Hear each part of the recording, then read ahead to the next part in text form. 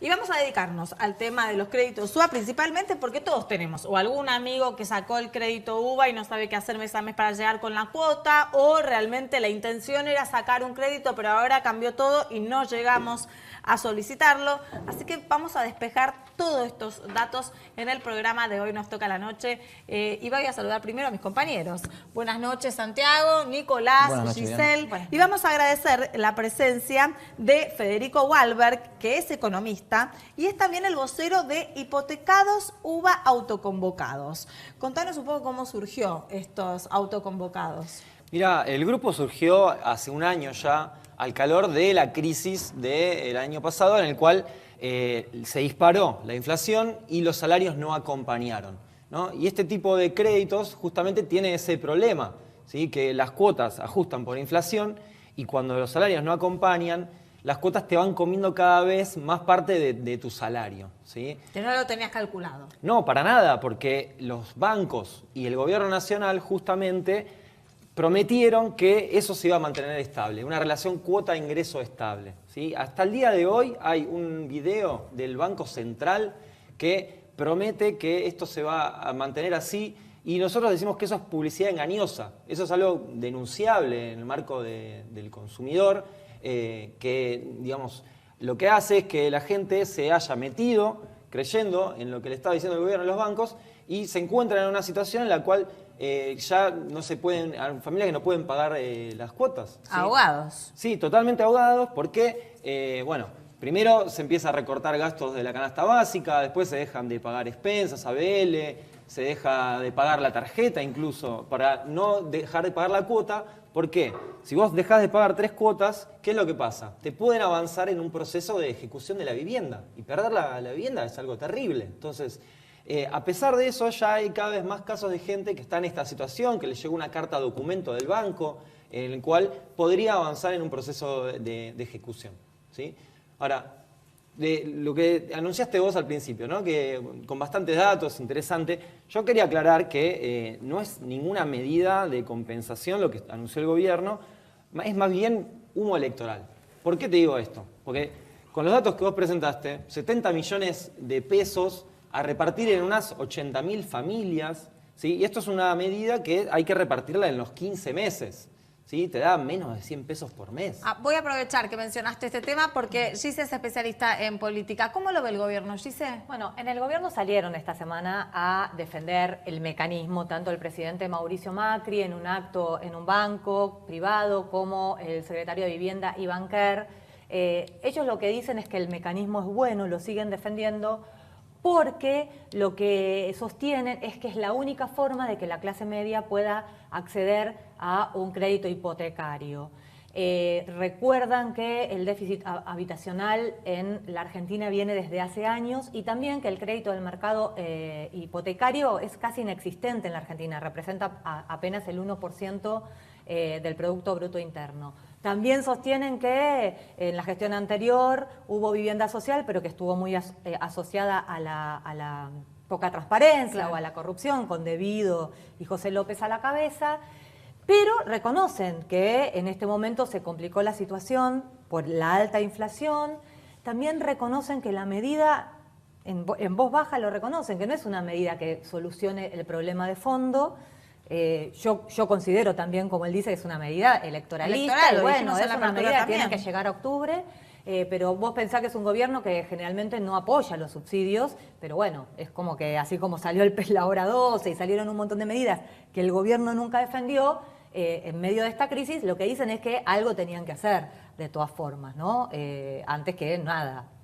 Pero bueno, lo que yo te preguntaba es lo que yo te quiero preguntar es, si esto no alcanza, como incluso el propio gobierno también lo reconoce, ¿qué se debería hacer? Bueno, lo que nosotros estamos reclamando son medidas de emergencia, ¿sí? Que ataquen primero a las situaciones más graves en las cuales hay gente que está en situación de remate, ¿sí? Que se frenen los remates. Después también la situación de los nuevos desocupados, ¿sí? Porque si hay gente que cae ahora en la desocupación no va a poder pagar la cuota y rápidamente va a caer en una situación de mora. Y sobre este tema queríamos también denunciar una cosa que pasó en estos días. El Banco Nación, ¿sí? A la gente que cobraba el sueldo en el banco le descontaba un punto de tasa de interés, además de la UBA. Ahora, ¿qué pasó? Gente que cae en la desocupación el Banco Nación le subió la tasa de interés. Entonces, le subió la cuota recientemente a los nuevos desocupados, lo cual es una locura. Lejos de ayudar los que más lo necesitan. A los que más lo necesitan, lejos de ayudar, les está complicando aún más la situación. Y después las cuestiones más de fondo. Salir del sistema de indexación por inflación. Salir del sistema UVA es lo que estamos reclamando nosotros, ¿no? Que se podría hacer, tomar algún tipo de criterio en el cual se contemple la evolución de los salarios. ¿Sí? Vamos a ir paso a paso, Sí. porque antes de arrancar el programa, Santiago tenía un par de preguntas que iban como para entender un poco el terreno a los que no sacaron UVA. Bien. Sí, por ejemplo, voy a sacar un crédito hipotecario al banco. Sí. Lo primero que me ofrece el banco, ¿hay una variedad, un catálogo de créditos? ¿O en realidad lo primero que me ofrece es el crédito UVA, que por ahí es el más flexible, es el más blando y el más accesible para la gente? O sea, a lo que voy, ¿existe variedad de otro tipo de créditos o...? Bien, ese es un buen punto, ¿no? Que es lo que nosotros también denunciamos, porque hay gente que te dice, bueno, pero por ahí podías tomar otro crédito. No, la verdad es que, por ejemplo, el Banco Nación se acotó solamente a los créditos UVA. ¿Sí? Por más que uno podría tener un poco más de conciencia, ¿no?, de la problemática, era la única opción que tenía la gente para poder acceder a la vivienda, ¿sí? Entonces, en el contexto de este gobierno, la política de vivienda se centró justamente en los créditos UVA. Si vos te anotabas en el Procrear, ¿sí?, y te asignaban, compulsivamente vas a los créditos UVA. ¿Sí? El Procrear de ahora no es como el anterior. Entonces, nosotros justamente estamos planteando que esto está fracasando porque no está pudiendo garantizar que las viviendas a las que accede la gente se puedan mantener. ¿Sí? Gente que, como les decía, ¿no?, se ve como obligada incluso a tratar de poner la casa en venta porque ya no puede pagar más, pero tenemos un mercado inmobiliario que está prácticamente congelado. Tenemos una situación en la cual incluso las viviendas en los valores de dólares están cayendo justamente por este motivo, ¿sí? Viviendas que valen mucho menos en dólares que antes. Y bueno, nosotros entendemos que para que justamente exista acceso a la vivienda a través de créditos, claramente no tiene que ser con este esquema, ¿sí? No es un reclamo solamente de nosotros para tratar de salir de esta situación, sino que entendemos que si logramos algún tipo de cambio, esto puede beneficiar a la gente que está pensando, está siguiendo esta problemática, justamente porque tiene como ese sueño de acceder por primera vez a la vivienda propia. Y una vez que te otorgan el crédito, ¿te quedas sin trabajo? ¿El Estado te proporciona alguna herramienta, te protege ante esta situación o qué sucede? No, justamente lo que denunciábamos recién, digamos, Pero ¿no? Que te quedas sin trabajo, ¿y qué pasa? ¿Y qué? ¿Perdés la...? ¿Cuál es el avanza, mecanismo? bueno, dejás de pagar 1, 2, 3 cuotas, te llega la carta de documento, pueden avanzar en un proceso judicial, porque también en los contratos incluso te hicieron firmar como una especie de derecho, de resignar derecho a reclamar o a demandar por tu situación, y no necesariamente tiene que pasar por la justicia para que el banco te remate la vivienda. Esto, digamos, está paralizado, no hubo ningún remate. Entendemos que también la cuestión electoral, imagínate un escándalo que se remata una casa, pero digamos, después de octubre hay un montón de familias que están en esa situación en la que los bancos podrían avanzar. Nosotros también lo que planteamos es que no queremos un subsidio como se anunció ahora, ¿no? Sino que estamos reclamando que sean los bancos los que se hagan cargo, que resignen parte de sus ganancias. Claro. ¿No? Sabemos que en este contexto de crisis para todos, menos para el sector financiero, que tuvieran ganancias extraordinarias con las tasas de interés imposibles de pagar para el resto de la población. Entonces, podrían recortar un poco para poder alinear esta situación. Me gustaría aprovechar también para consultarle a Nico. Nico, en esta circunstancia que plantea Santiago, ¿no? Bueno, nos quedamos sin trabajo, no podemos seguir pagando. ¿Hay amparos? ¿Hay algún mecanismo judicial que podamos implementar? Sí, obviamente. Siempre existe la figura del amparo, que es un paraguas legal como para ampararse de algún modo. Pero claro, ya empezaron a aparecer los primeros amparos. En la provincia de Córdoba hubo 4 casos. La jueza del consumidor es una figura judicial que tiene la provincia de Córdoba, Eloísa Montes, se excusó. Estamos hablando hoy, también de casos de créditos UVA otorgados por Banco Nación. Son 4 casos, ella se excusó del primero, los otros 3 directamente no los trató, porque dijo que al tratarse de una entidad autárquica, debería ser, el Banco Nación, una entidad autárquica, debería ser una cuestión federal. Entramos en feria, así que... Ah, claro, por las vacaciones de invierno. Se patea para después de la feria. Después de la feria se calcula que van a ingresar más amparos todavía. En el medio están las elecciones. El diputado provincial Brugue presentó un proyecto para que se trate con carácter de urgente en la Cámara de Diputados para acelerarlo, y amparado en una cuestión de crisis de empleo y también en una cuestión de que, sí, está bien, la inflación fue por un lado, hubo algunos gremios que se vieron beneficiados con mejores paritarias por sobre la inflación, pero la inmensa mayoría tuvieron paritarias muy por debajo de la inflación.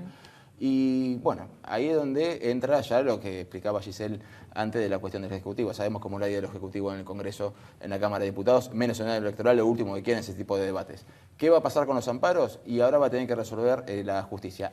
La justicia federal. Hay una acción también colectiva, presentada también en Córdoba, ante los tribunales federales. ¿Por qué? Porque se avivaron y dijeron, si esta mujer declara la incompetencia, nosotros ya estamos presentados ante la justicia federal. Igual insisten que por más que el Banco Nación sea un ente autárquico, al haberse tratado de una cuestión de problemas del consumidor, debería intervenir la justicia del consumidor que tiene la provincia de Córdoba. Y vos en esta organización que representás, ¿hay muchos que se ven con la necesidad de buscar algún amparo judicial? No, sí, lo que él comentó es tal cual la situación que estamos viviendo, digamos. Hay abogados del colectivo que justamente allá en Córdoba se están ocupando de estos casos. El problema con la justicia es que tiene sus tiempos, ¿sabes? Lo sabemos acá en Argentina. Si no sale un amparo, uno puede seguir avanzando con la vía judicial, pero eso puede demorar mucho tiempo. Y hay una cuestión de emergencia acá.